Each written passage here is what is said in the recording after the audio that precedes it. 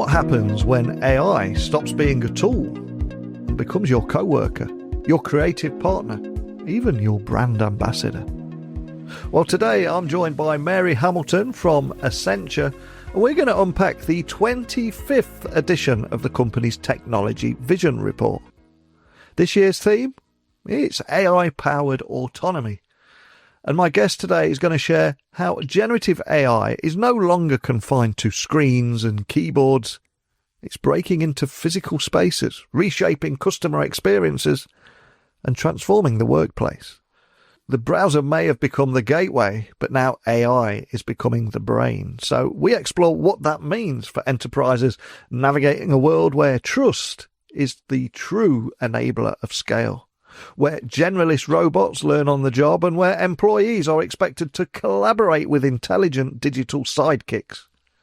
So whether you're wondering how to inject personality into your AI agents, especially when most customers out there will be saying they all sound the same, that's why we don't like these, or if you're thinking about what is it you need to measure when your workflows are powered by machines that learn, trust me, this episode is packed with many cracking insights. But enough from me. It's time for me to introduce you to my guest, Mary Hamilton. So thank you for joining me on the podcast today. Could you tell everyone listening a little about who you are and what you do? Hi, it's great to be here. I am the global lead for Accenture's Connected Innovation Centers. And so we have created a global standard for engaging experiences in our innovation centers around the world. I'm responsible for helping our clients do strategic visioning, design, co-creating, learning, connection with our ecosystem partners, and doing that through our physical platform in our innovation centers.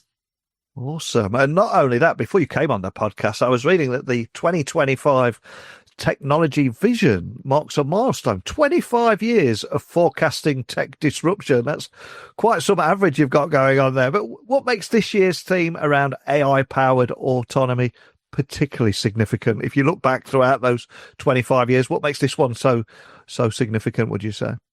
Yeah, I mean, it is truly a milestone. And it's notable, right, that our technology vision has actually proven to be fairly reliable and an accurate predictor of what business and technology leaders need to think about and to be expecting in the future years to come, and how they should be preparing for that. We don't focus on, individual one-off technology trends really, but it's the bigger, impactful technology trends. And so I do think we are absolutely at an inflection point of rapid acceleration. And it's really around how we're looking at AI and generative AI technologies gaining more human-like capabilities. They're gaining intelligence, and it comes in a few different ways, right? In vision, in language, and in reasoning. And because of that, we're really approaching a moment of that technology becoming embedded everywhere, right? It's embedded into everything we're doing. And if you think about the overall theme that we've got for our Tech Vision this year, it really is about a declaration of autonomy. And that autonomy comes in a couple different forms. One, it's the autonomy of the agents themselves, right? And it's being able to act on its own behalf and to do things without much human intervention, right? So that's the technology side. But the flip side of it is that AI is also powering autonomy for people, right? For human beings.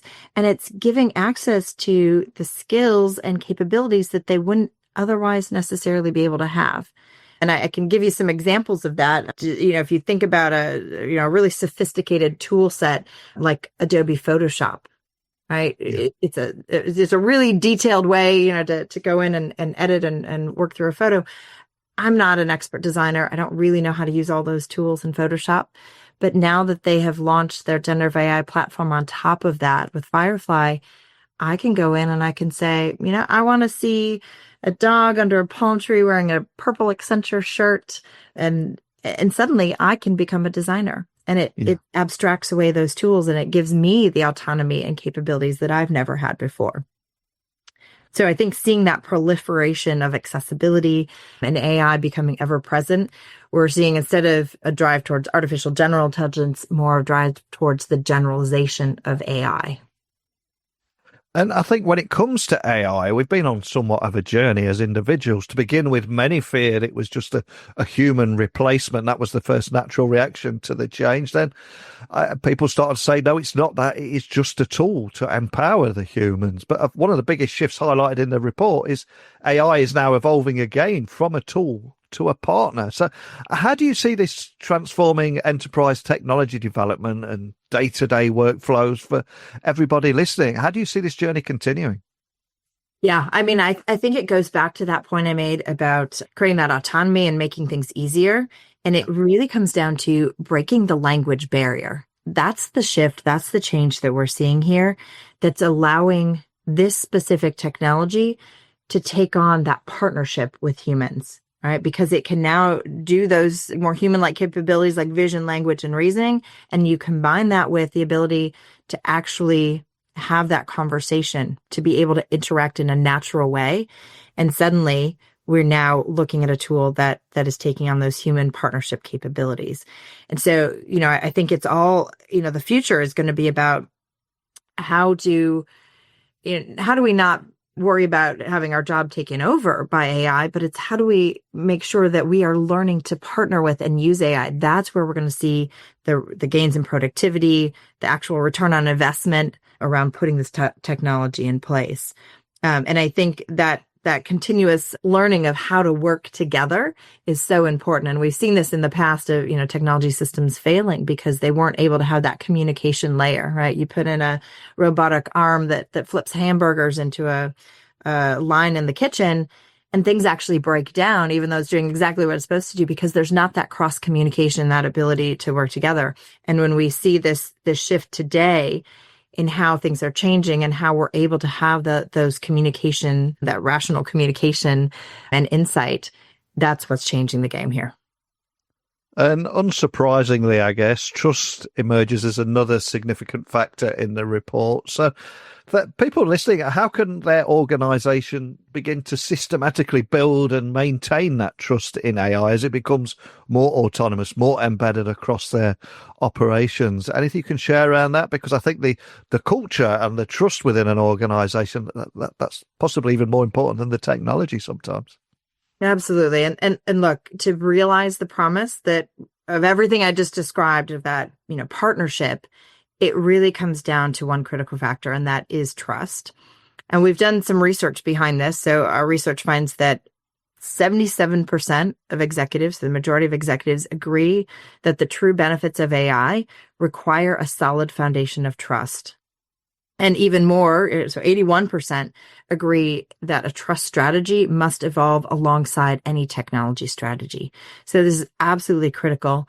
And when we think about trust, we break it into two pieces. The first is around cognitive or rational trust, and the second is around emotional trust. And so there's a great analogy to, thinking about your kids and how they grow up and how you build trust with them. And I've got a 10-year-old and I always talk to him about trust, right? And when he becomes a teenager and he wants to learn to drive, I'm going to have, some emotional trust that, I believe my child is going to try their best to be safe and responsible and do the right things. But it has to be complemented by cognitive trust that's going to develop over time as my kiddo develops and demonstrates competence, that he's learned the rules of the road, that he's making good choices, right? That he can handle unexpected things being thrown at him. And so if you apply that back to AI, right, the emotional trust is about, trusting our leaders and organizations to get it right. Think about all those things, that we think about from a responsible AI perspective.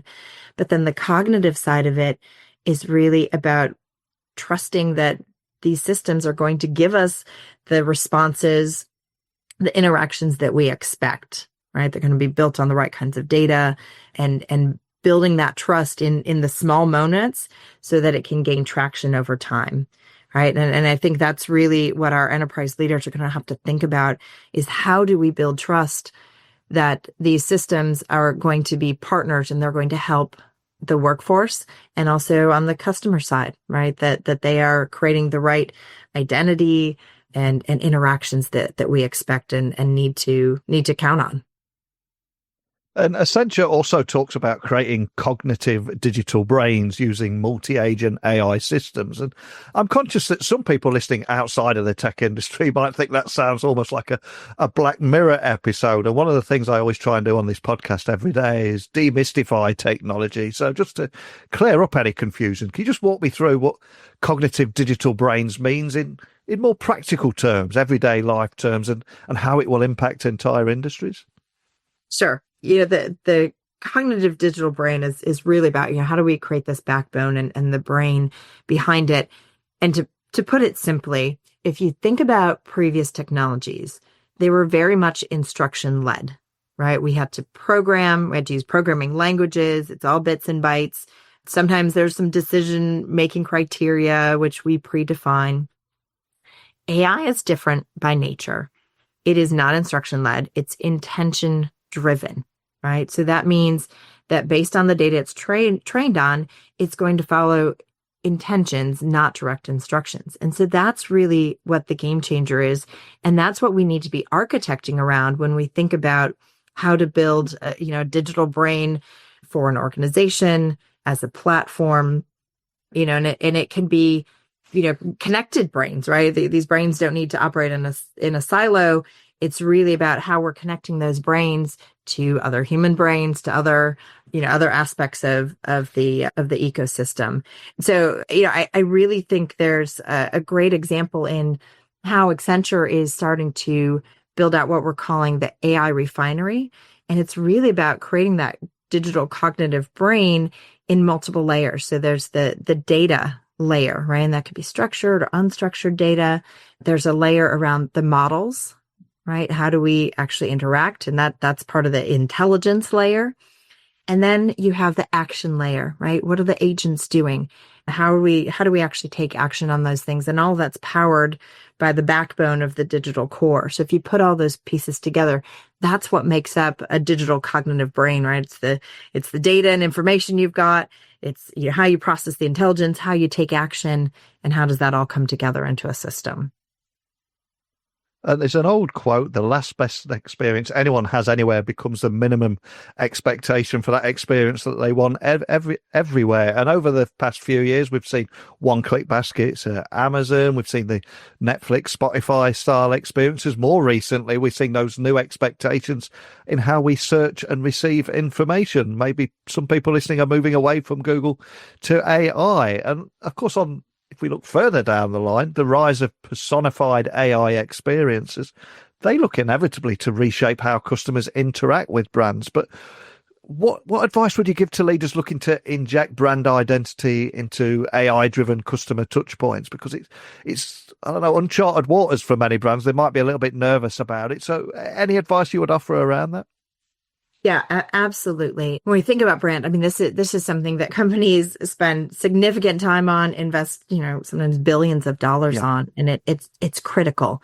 And we have to make sure that if AI is becoming the front of that brand, that it reflects the brand values, the brand personality, and it is consistent across channels, right? And that it can address some of the personalization.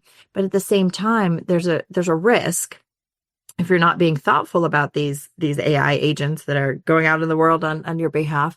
If you're not being thoughtful about it, they all start to sound the same, right? If we're all using the same back-end AI powered interactions, there's a risk, right? That they could all start to have the same kind of interaction, the same kind of back and forth with your customers that another brand is having. And so it's really critical that you think about how do you inject that personality, the knowledge of the business to avoid that risk of monotony and really building your face of the enterprise. And so when we think about things like chatbots, so we've got some great stats around this. The first is around 80% of executives have expressed concerns that chatbots that all sound the same are creating differentiating challenges for organizations. And the second is that 95% of executives, so almost all executives, report that establishing or maintaining a consistent personality will be important or very important to their customer-facing AI agents over the next 3 years. So companies are thinking about this, and they're really thinking about as search changes, right? As customers start to interact through new channels, how are the embedded AI capabilities reflecting that brand consistently, but in a unique and personalized way? So many big stats there. And also, if we dig a little bit deeper on some of the things that were coming our way, we have general purpose robots that are quickly becoming specialists. So can you share how that shift might further influence things like logistics, manufacturing, or even the healthcare space for that matter? Absolutely. I love this. This is around, AI agents getting their bodies, right? And what does that mean to navigate in a physical space? And we are seeing a significant shift in this area. As we see the evolution of robotics and gaining, those robots gaining the visioning and the reasoning capabilities, we're starting to see a shift in risk around applying robotics to different business use cases. So if you think about historically where robotics have been used, they were very purpose fit. They were trained in a specific area. And if that didn't work out, then there was a loss, right, of using that application. In changes, we're starting to bring the cognitive capabilities to robotics where they can handle more dynamic situations, where they can communicate in different ways to the workers that are working with them. And even if you bring in the aspect of digital twins and how they navigate the 3D world, when you add those capabilities together, it starts to bring a flexibility to the robotics landscape that we've never seen before. And it allows companies to apply them in different ways. So, one, reduce the risk. If that robot didn't work out in the original purpose, it can be repurposed. Right. And also, applying them, thinking about multi-purpose from the start. And so the investment in robotics has shifted tremendously, especially thinking about some of the humanoid robotics that are gaining traction in the last couple years. And I'll give an example of where we've been working with some of our clients and partners. Schaeffler is a great example. They're a leading motion technology company, and we're helping them look at how humanoid robots can perform various tasks that occur in warehouses. And they're looking at, how do they create a platform where robotics and humans can come together seamlessly and the flow between the process and how that might work. We're also working with Kion, which is a leading supply chain solutions company. We're working with them alongside NVIDIA to create digital twins powered by physical AI. And again, it's that embodiment and, working in these 3D physical spaces. It's creating these digital twins of its warehouses, right? And that's allowing facility operators to design the most efficient and safe warehouse configurations without interrupting operations for testing. Right? So now that starts to optimize how you use robots and humans and the automated equipment all together seamlessly. And the report also talks about a virtuous loop between people and AI. So how should leaders listening approach skill building, and mindset shifts to ensure AI adoption delivers that long-term organizational value? Because we can't just throw technology into the workplace and expect it to deliver everything that it can do. It needs that buy-in. It needs that culture change, right? Absolutely. And I'll say one thing about this technology, right? We are giving people not just a new technology, giving them a new learning technology.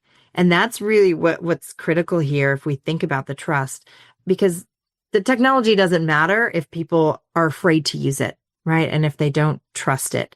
Yeah. So as we think about applying this technology, helping our enterprise employees, helping consumers really understand the benefits that this technology can give them, but also helping to build trust in the more you use this technology, the more it learns, the better it adapts to the way you work, the way you like to interact. And the more we use the technology, we start to understand its capabilities better and become more advanced in how we're using it. So it becomes what we call a virtuous cycle of learning through this technology. And so I think, if you really want to drive adoption around this stuff, it has to be, there's three areas that I would say you need to focus on. One is giving your employees time to actually experiment with AI, right? Allow that virtuous learning loop to happen. Allow people to experiment and explore what it can do for them, and also allow the technology to learn about the workforce and employees. The second is around, don't use AI to take away the work that employees enjoy doing, right? It's about up-leveling people, letting them have access to the kinds of work, the creative work, the skilled work that they really prefer to do, and let the technology take care of the autonomy of things that, especially in the robotics place, we call it the 3Ds, the dull, dirty, dangerous work that isn't well suited for humans, right? And even apply that back to knowledge work as well. And then the third piece of advice is around making people part of the engine of change, right? So if they feel like change is happening to them, they may push back on it. But if they were part of that change and understanding how that virtuous cycle is happening, they're much more likely to adopt it. And the belts and braces mantra in business has always been you can't improve what you don't measure. So what would you say are some of the key signals or metrics business leaders should be watching this year, and especially to ensure that they're on the right track in turning AI autonomy into real world impact? We saw a bit of a focus at the beginning of this year around the importance of ROI and how when a lot of businesses got caught in the hype, they kind of went into AI for maybe the wrong reasons, but we're seeing maturity now. That is changing. So any tips or advice on what they should measure? Yeah, I think you're exactly right. We went from a place of experimenting with technology to now we're shifting into more scale.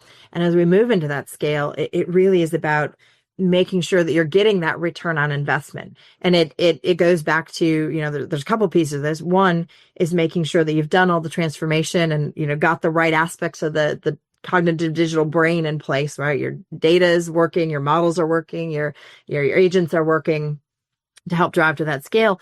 But then it's also working on the business side to think about those levers of return, right? And those could be things like adoption rates. So how quickly are these solutions being adopted across the enterprise? Employee engagement. How well are people actually integrating AI into the work that they're doing? It could be, if it's a consumer, customer facing solution, what is customer satisfaction, right? How do you monitor customer feedback and satisfaction levels with AI driven interactions? It's thinking about the actual return on investment from budget, cost savings, revenue growth, operational efficiencies, and really being able to put a fine nose lens on that to really understand where are budgets being reduced because of this, where are, external third party contractors being reduced so that you can bring costs down from a cost saving standpoint, and where is it helping to grow revenue. And then the last metric I would say is also thinking about the ethical compliance, right? Ensuring that these AI systems are operating within the ethical guidelines that you've established, and that there are not negative consequences, as a result of the application. So, I think it's absolutely key. If you think about those things, a lot of them are tied back to that aspect of trust and making sure that employees, customers are trusting, are adopting, are seeing value, and giving positive feedback around the application and scale of AI. Wow, so many great points throughout that report. And I suspect that many people listening will want to dig a little bit deeper, look at some of the other stats and some of the insights from the report. For those people listening, where would you like to point them if they want to find out more information? Sure. Easy answer, accenture.com/techvision, all one word. And, I'm so excited about this. I mentioned my role when we started here that I'm running our connected innovation centers. So much of this we're bringing into our centers and trying to bring to life and making it real for our clients that are, sort of struggling to figure out what do we do with this. My goal is to take this tech vision, right, that you see in the report, and really up-level it and help our clients understand how to work through it. So I'm super excited about this year's vision, and I hope everyone goes out to accenture.com/techvision and checks it out. And I would urge everyone listening to check that out, because it feels like AI is increasingly acting as a technology development partner, a personal brand ambassador, and it's also going to be powering robotic bodies in the physical world and foster a new symbiotic relationship with people to bring out the best in each other. However, one of the big themes of the report, people's trust in AI, that is ultimately what will dictate whether AI has a broad and positive impact as it's anticipated. Any business leader should check that out. I would urge them to do that. I'll put links to everything to make it easier. But just thank you for shining a light on this today, Mary. Really appreciate your time. Absolutely. Thanks for having me. So a big thank you to Mary for walking us through Accenture's Tech Vision 2025 report and painting a much clearer picture of the AI-powered enterprise of tomorrow. And the idea that AI will act with and on behalf of humans isn't just a future concept. It's unfolding right now. But Mary offered us a timely reminder there that autonomy without trust isn't progress, it's risk. It's the organisations that invest in responsible innovation, foster employee experimentation, prioritise consistent human-centred AI design. That is the standard that we need to be setting. But what do you think? Are we truly ready for AI as a business partner? Is your business ready for AI as a business partner, not just a productivity tool? Do you dare to think bigger than that? Love to hear your thoughts on this. Please email me, techblogwriter@outlook.com, LinkedIn, X, Instagram, just @NeilC.Hughes. A lot to think about then, and I've got a few more episodes lined up coming your way. So send me a message if you've got any thoughts or any concerns or any questions or different vantage points that you'd like to add to this conversation. And if not, I'll be waiting in your podcast feed with another guest. Speak with you soon. Bye for now.